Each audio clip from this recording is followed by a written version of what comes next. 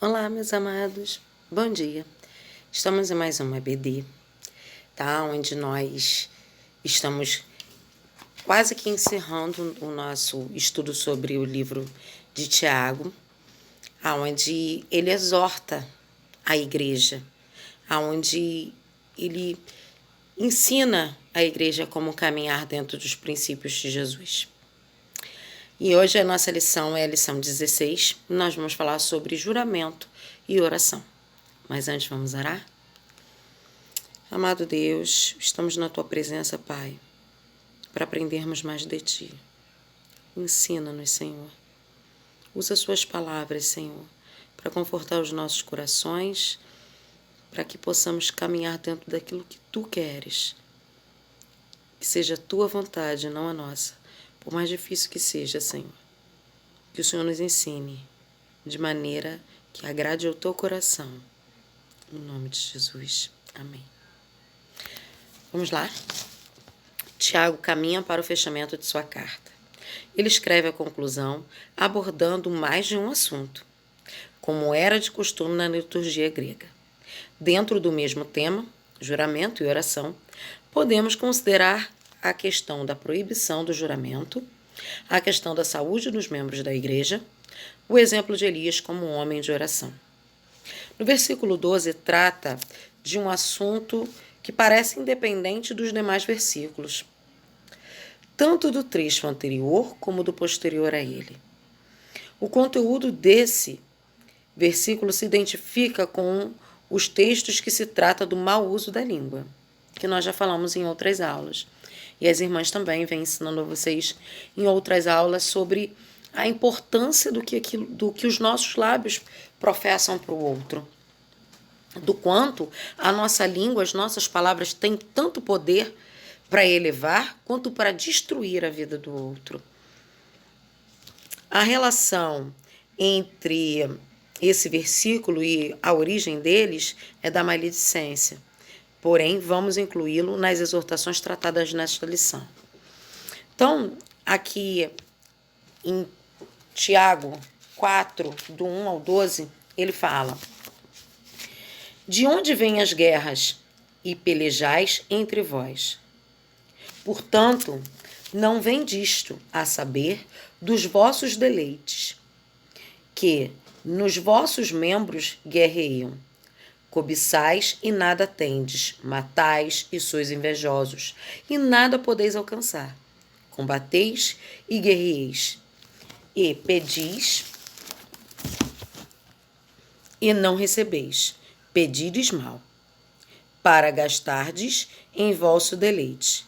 Adúlteros, adúlteras, não sabeis vós que a amizade do mundo é inimizade de Deus? Portanto, qualquer que quiser ser amigo do mundo será inimigo de Deus. Ou cuidais vós que também vão dizer a Escritura, o Espírito, quem em nós habita tem ciúmes. Antes ele dará maior graça, portanto diz, Deus resiste aos soberbos, mas dá graça aos humildes. Sujeitai-vos, porque Deus resistiu ao diabo, e ele fugirá de vós. Chegai-vos a Deus, e ele se chegará a vós. Lavai as mãos, pecadores, e vós de duplo ânimo, purificai os corações. Senti as vossas misérias, lamentei e chorai. Converta-se a vossos risos em prantos, e vossos gozos em tristeza. Humilhai-vos perante de Deus, e ele exaltará. Irmãos, não faleis mal uns dos outros. Quem fala mal de um irmão e julga o irmão, fala mal da lei. Julga ele e julgais a lei. Já não é observador da lei, mas juiz. Há só um legislador que pode salvar e destruir. Tu, porém, quem é este? Quem julga outro? A todo tempo fala do poder da nossa língua, de quando nós julgamos o outro, de quando nós abominamos a presença de Deus e estar nos caminhos de Deus. Porque não podemos amar a dois senhores. Ou amamos o mundo, ou amamos a Deus. As duas coisas juntas não caminham. Quem é amigo do mundo é inimigo de Deus. Tiago começa com um costumeiro e enfático: meus irmãos, meus amados irmãos. Expressões usadas em suas epístolas, nada mais e nada menos de 10 vezes. Isto sem contar as muitas vezes que ele usa apenas irmãos. Não há dúvidas do que ele está se dirigindo à comunidade de irmãos, igreja do Senhor. Por isso, ele sente a vontade de tratar de temas polêmicos. A sociedade fala muito em política, religião e futebol. São temas que nós não devemos discutir com os outros, porque cada um tem a sua opinião. Porém, quando você está numa sociedade que vai discutir de ideias diferentes das suas. Quando Tiago se dirige, desde o início nós falamos que ele se dirige à igreja. E nós aqui hoje falamos à igreja, de assuntos que interessam à igreja.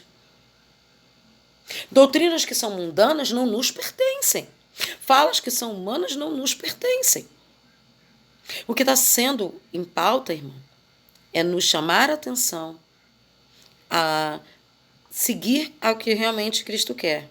Doa a nossa carne como a dele doeu. Servir a Deus significa que os nossos caminhos, às vezes, são diferentes do que a nossa vontade quer ser levada.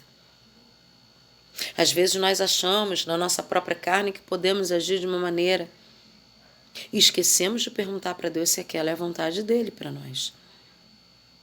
Quando nós atraímos a presença do Senhor para a nossa vida através das orações, Deus nos direciona para aquilo que é correto.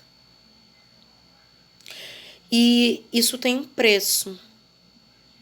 E o preço, ele foi pago com sangue de Jesus Cristo. Ele sim pagou todas as nossas lutas, guerreou todas as nossas guerras, sentiu todas as nossas dores, para que hoje nós fôssemos libertos, para que hoje nós fôssemos livres. Livres para optarmos servi-lo. Porque poderíamos ficar muito presos ao que não deve. E isso não estaria agradando a ele. Quando a gente toma a decisão de servir a Deus, nós optamos estar diante da presença dele. Nós optamos nos despir de nós mesmos para que Cristo fosse a nossa couraça. O juramento no Antigo Testamento. O juramento, quando lícito, parece fazer parte apenas do Antigo Testamento. Este quase sempre está relacionado a cultos religiosos da Antiga Aliança, que era proferido em ocasiões específicas, com toda a solenidade. O Antigo Testamento é claro quando mostra que não é apropriado jurar em nome do Senhor. Jeremias aborda falso testemunho. Havendo juramento, este deveria ser cumprido fielmente. E nós já falamos isso anteriormente, a questão da palavra do cristão ser sim, sim, não, não. Quando você dá a sua palavra para algo, aquele algo tem que acontecer. Aquele algo tem que fazer. Por mais que exista cansaço, preguiça, uma infinidade de coisas, aquilo que você dá a sua palavra, você tem que cumprir. Isso não é um juramento. Deus não quer que você jure. Deus quer que você cumpra. Um homem de Deus, um servo de Deus, ele tem que ter a sua consciência firme nas promessas, firme nas palavras que o Senhor nos diz. O juramento no Novo Testamento. No Novo Testamento parece ficar claro que os crentes não deveriam fazer juramento.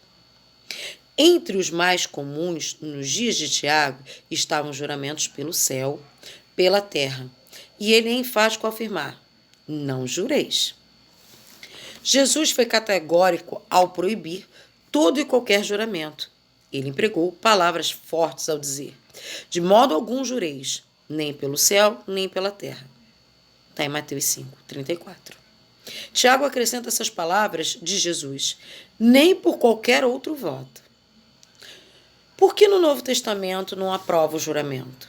porque o juramento tende a invocar o nome de algo ou de alguém superior a si mesmo para dar crédito, e não no que você está falando. Dá a impressão, irmão, de que a sua palavra não tem poder, não tem validade. E a palavra do crente, ela tem que ter validade. Aqui você é exortado a lembrar do que você tem vindo, do que é a sua essência. Se a sua essência for Cristo, você não precisa prometer em nome dele, porque as suas atitudes já demonstram que você é dele. Porque já havia no Antigo Testamento uma certa dificuldade na prática do juramento. Porque a palavra deve ser confiável, não necessitando de nenhum juramento para respaldá-lo. Porque o preço de um juramento pode ser muito alto. Jesus e Tiago exigem do crente que ele seja absolutamente fiel e digno da confiança de todas as suas palavras. Deus é quem vai julgá-lo por todas as palavras. O julgamento de Deus é o padrão que o cristão deve temer e observar. Aí vai para outra análise, né? Será que eu estou sendo realmente a imagem e semelhança do Cristo que eu sirvo? Será que quando eu vou na padaria e compro, eu realmente volto para pagar? Será que quando eu prometo algo a alguém, eu realmente cumpro? Porque nem ficado tão feio o comportamento do crente, né? A pessoa acusa e fala assim, é crente. O crente está sendo apontado, está sendo discriminado por causa dele mesmo. Quando ele não dá credibilidade aos outros para confiar em você. É muito legal quando um cristão chega num lugar e as pessoas reconhecem pelo seu jeito de falar. A pessoa fala, você é crente, né? Percebi pelo seu jeito de falar. Percebi pelas tuas atitudes. Quando as pessoas trabalham com você, quando elas moram com você, quando são seus vizinhos, quando convivem com você, e as pessoas falam, lá vai aquela mulher de Deus, lá vai aquele homem de Deus, que quando ele promete, ele realmente cumpre. E é assim que nós temos que ser. A palavra do crente, ela tem que ser o confiável, porque ele segue a um ensinamento dado pela Bíblia. Ele segue doutrinas mandadas por Cristo.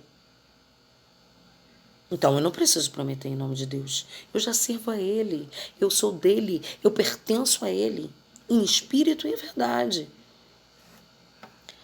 Oração como um ato de fé. Segundo tópico dessa porção da carta de Tiago diz respeito à saúde dos membros da igreja, saúde espiritual e física. Devemos orar pela saúde espiritual da igreja, ao mesmo tempo que orarmos pelos nossos enfermos.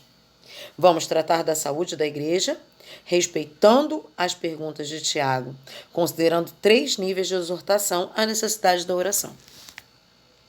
Primeiro, está alguém entre vós sofrendo? Essa semana, nosso grupo teve uma grande experiência. E nós tivemos uma vitória em nome de Jesus. A vitória não é nossa. A vitória é do sangue.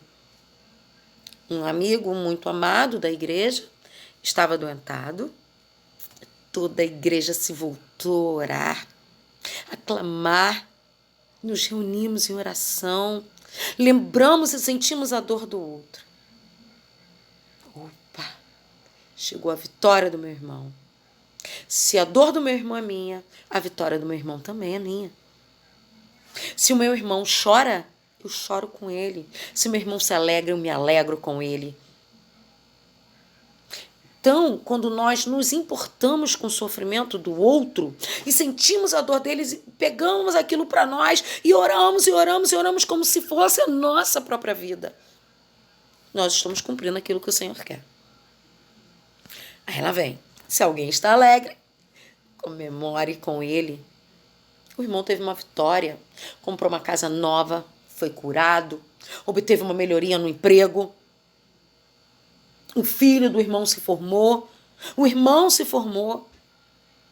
Conquistas que o irmão tem, elas são para nos alegrar. não são para ninguém estar aqui competindo. Nós somos todos filhos de Deus. E quando meu irmão tem uma vitória, essa vitória também é minha. Mas quando ele tem uma dor, a dor dele também é a minha. Está alguém entre vós doente? Vamos lá. Eu não estou falando que nós tenhamos que fazer fofoca dentro da igreja para descobrir o que acontece ou não na vida dos nossos irmãos. Mas somos corpo, assim bem ajustados, totalmente ligados, unidos, vivendo em um amor, uma família. Não é assim que nós cantamos na igreja? É muito bonito, né? Quando o pastor Genivaldo canta lá na igreja e fala pra gente, canta, olha pro seu irmão, adore. Aí seu irmão tá enfermo, seu irmão tá doente, você é imparcial com o que ele tá passando. Não é bom. É bom que estejamos todos corpo, assim bem ajustado. Criamos o hábito, irmãos, de mandar mensagens para as pessoas, mandando um texto bíblico, até mesmo uma mensagem carinhosa. Irmã, passei aqui só para te dar bom dia, só para te desejar a alegria do Senhor, é a nossa força. Às vezes a irmã, ela só estava precisando disso, de você lembrar que ela está ali do seu lado.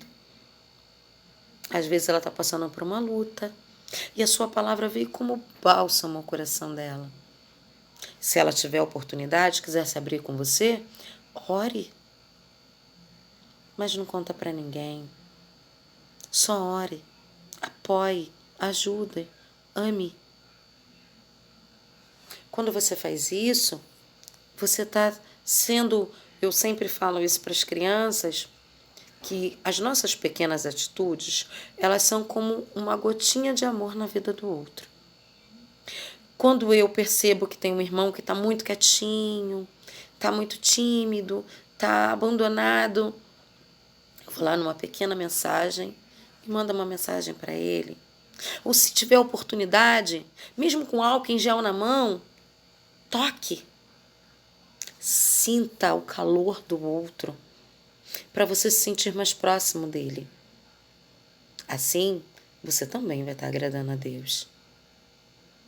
Quando nós sentimos o outro, quando nós tocamos na pele dele, nós sentimos o corpo dele tão quente quanto o nosso.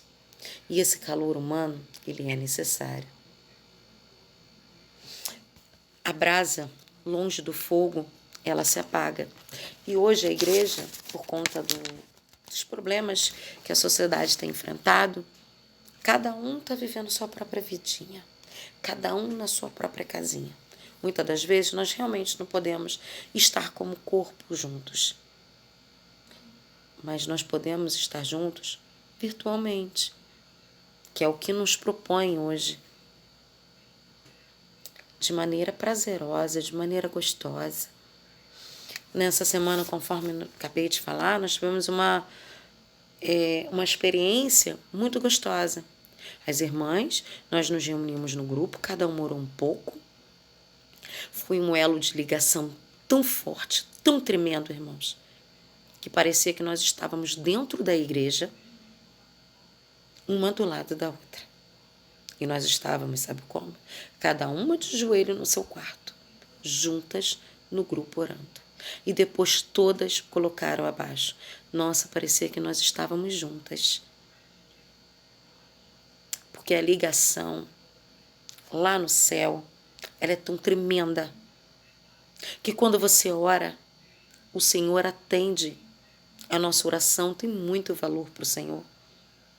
Quando nós nos ajoelhamos no nosso quarto, tem um potencial tão grande, irmãos, perante os olhos de Deus, que às vezes você está orando por alguém, ou alguém está orando por você, de repente você sente aquela vontade de ligar para a pessoa, e quando você liga, a pessoa fala, nossa, eu estava pensando em você, não saía você do meu pensamento, porque a ligação entre essas pessoas não era terrena, ela era lá em cima. Então oremos uns pelos outros, seja pela tristeza, seja pela alegria. Alegrai-vos ou entristeçai-nos com a dor do outro. Não sejamos imparcial com o que o outro está passando. Muitas das vezes nós não temos nada para oferecer. Nós não temos alimento suficiente para mandar, ou não temos a cura para aquela dor, mas nós temos Cristo. Nós temos o poder da oração, que move montanhas. Temos vários exemplos bíblicos de homens que reconheceram o valor da oração, tanto para interceder pelos outros, como para orar em favor deles mesmos. Abraão pelo sobrinho Ló, Moisés pelo povo no deserto, Amaleque, Daniel, Neemias e vários outros.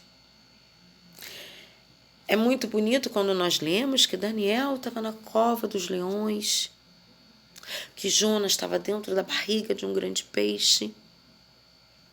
E às vezes somos colocados em situações em que estamos às vezes dentro de um grande peixe, ou esperando o mar se abrir.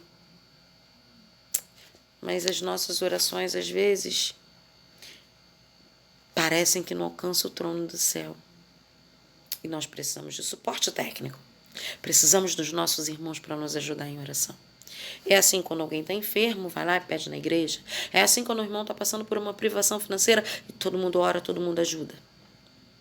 Nós devemos estar juntos. Devemos sentir que não estamos só.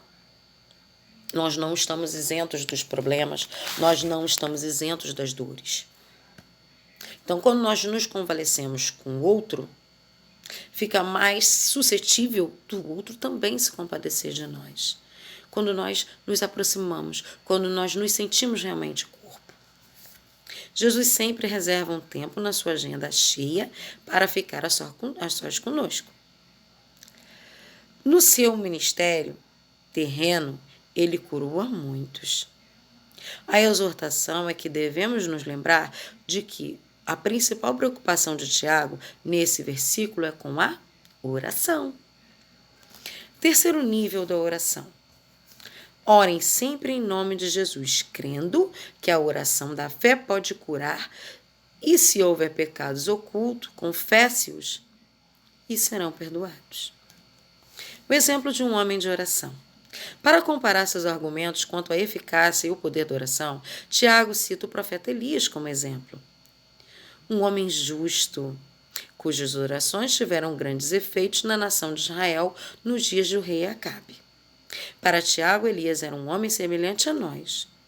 Ele era tão humano quanto nós somos, sujeitos aos mesmos sentimentos, às mesmas paixões. E que levou Tiago a usá-lo esse exemplo? Algumas qualidades se destacam na vida deste homem de oração. Vamos lá. Era um homem ousado e determinado, era um homem fervoroso em oração, era um homem temente e obediente a Deus. Em 1 Reis 17, do 21 ao 24, Elias nos ensina que a oração se tornará um exercício diário para manter uma vida de transparência diante de Deus, ao contrário de que se vê nos dias de hoje. Vivemos em uma época em que a oração se tornou um exercício obrigatório para cerimônias vazias e de palavras sem sentido. Por tudo isto, podemos afirmar que Elias era um homem comum, nas mãos de Deus, fora do comum. A oração só terá sua eficácia se feita segundo a perfeita vontade de Deus. Não somente devemos orar segundo a vontade de Deus, como também devemos estar dentro da sua plena vontade. Foi assim que Elias viveu e é assim que devemos viver. Hoje, ouvindo uma pregação do pastor Silas Malafaia, ele falou uma frase em que fixa no nosso coração, né? Que o crente de hoje, ele é diferente do crente de antigamente. Porque o crente de antigamente, ele não acreditava nele mesmo. Ele não acreditava nas ações terrenas. Ele confiava tanto em Deus, que é soberano, que é perfeito. E ele sabia que Deus é o Deus do sobrenatural. Hoje, igrejas lotam quando prega-se sobre prosperidade. Mas quando prega-se sobre a busca de Jesus, quando tem semana de oração, quando tem grupos de oração, são grupos pequenos. Por quê? Será que a nossa fé foi perdida? Será que esquecemos que Deus é o Deus do sobrenatural? Que quando buscamos Jesus em oração, Ele se inclina a nosso favor. Pegou, né? Segurou o mistério. O mistério é orar sem cessar. Não jureis. Faça. Porque só assim as pessoas vão te conhecer com as características de Deus. Conclusão. Que nunca nos esqueçamos de que estamos apenas de passagem por aqui e que a volta de Cristo se dará a qualquer momento. Quanto mais nos esquecemos da sua volta, mais nos agarramos às coisas do mundo e ficamos mais distantes dele. Nos afastamos dos valores e dos padrões estabelecidos por Deus em sua palavra. Devemos nos examinar constantemente para ver se estamos obedecendo a Deus e seus mandamentos. Enquanto o Senhor não vem buscar a sua igreja, que vivamos uma vida digna, de inteira confiança e integridade, que lembremos sempre da importância da sua vida diária de oração e que mostremos o amor por todo aquele, não é uma questão de fracasso na fé. Então, a conclusão do dia é: Jesus está voltando. Não vamos nos apegar com nada aqui. Vamos nos apegar com a questão de que a qualquer momento o Senhor vai fazer. E Ele só vai levar os que são dele. E para sermos dele inteiramente, temos que viver a palavra. Eu não vivo pela vista, não. Eu vivo pela fé. E assim nós devemos viver. Que nós vivamos uma vida de consagração com Cristo através das orações.